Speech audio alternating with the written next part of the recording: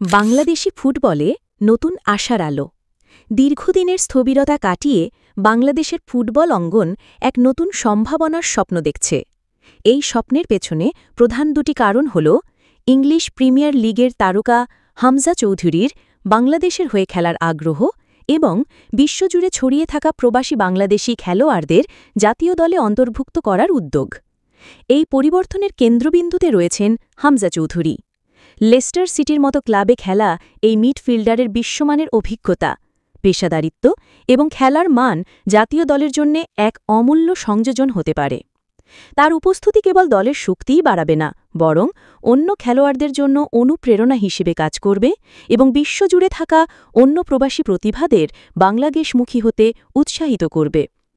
হামজার পাশাপাশি ইউরোপ ও বিশ্বের অন্যান্য লিগ থেকে আসা প্রবাসী খেলোয়াড়দের ট্রায়ালের মাধ্যমে দলে যুক্ত করার প্রক্রিয়াও চলমান। এর ফলে দলে যেমন স্বাস্থ্যকর প্রতিযোগিতা বাড়ছে, তেমনি খেলার কৌশলে নতুনত্ব ও বৈচিত্র্য আসছে। বিদেশি লিগের কঠিন পরিবেশে বেড়ে ওঠা এই খেলোয়াড়দের শারীরিক সক্ষমতা ও অভিজ্ঞতা দলকে আন্তর্জাতিক মঞ্চে আরও শক্তিশালী করে তুলবে।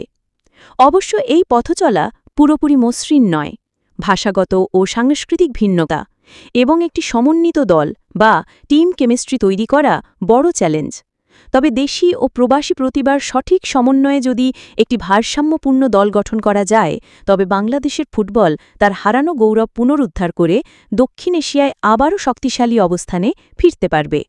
কোটি সমর্থকের চোখে এখন নতুন এক স্বপ্নের হাতছানি।